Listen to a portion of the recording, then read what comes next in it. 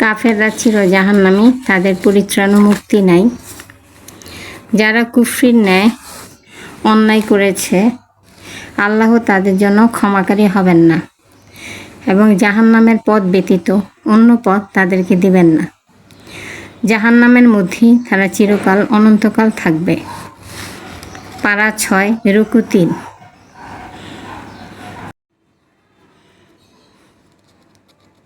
কাফেরদের জন্য আমি অসংখ্য শিকল, গলাবন্ধ এবং প্রজ্বলিত ভীষণ অগ্নি প্রস্তুত করে রেখেছি।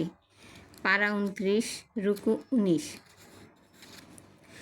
রাসূলুল্লাহ সাল্লাল্লাহু আলাইহি সাল্লামের উপর ঈমান না আনলে যারা আল্লাহর নাফরমানি করবে এবং আল্লাহর রসুলের নাফরমানি করবে, আল্লাহর নির্ধারিত সীমা লঙ্ঘন করবে, আল্লাহ তাদেরকে জাহান্নামে দাখিল করবে।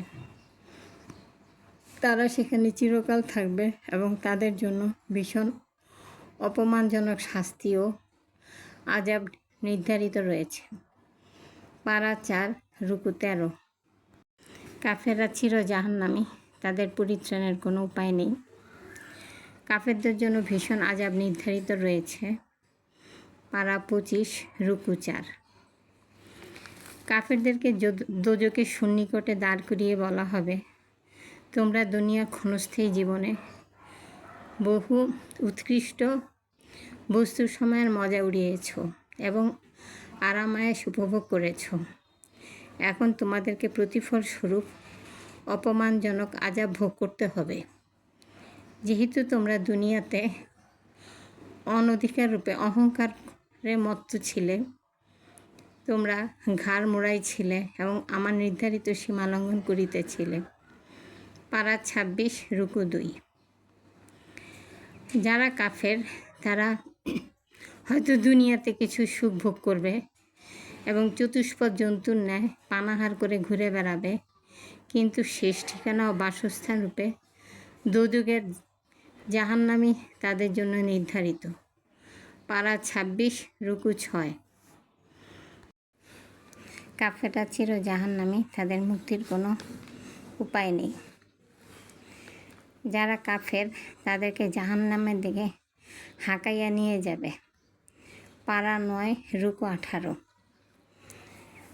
কাফেররা জাহান্নাম দ্বারা পরিবেষ্টিত থাকবে। পারা 10 রুকু 13। আমি কাফেরদিগকে স্বল্পকালের জন্য ক্ষণস্থায়ী জীবনের সুযোগ সুবিধা দান করব, অতঃপর তাদেরকে ভীষণ কষ্টদায়ক আযাবের মধ্যে পতিত হতে বাধ্য করব। পারা 21 রুকু 12। কাফেরদের জন্য জাহান্নামের অগ্নি নির্ধারিত রয়েছে। সেখানে তাদেরকে মরতে দেওয়া হবে না, মৃত্যুকে অনুমতি দেওয়া হবে না তাদেরকে স্পর্শ করতে। সুতরাং মৃত্যু তাদেরকে স্পর্শ করতে পারবে না এবং জাহান্নামের আযাব তাদের উপর বিন্দুমাত্র হ্রাস করা হবে না।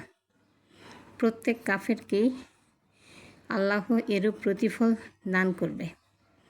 পারা 22 রুকু 16।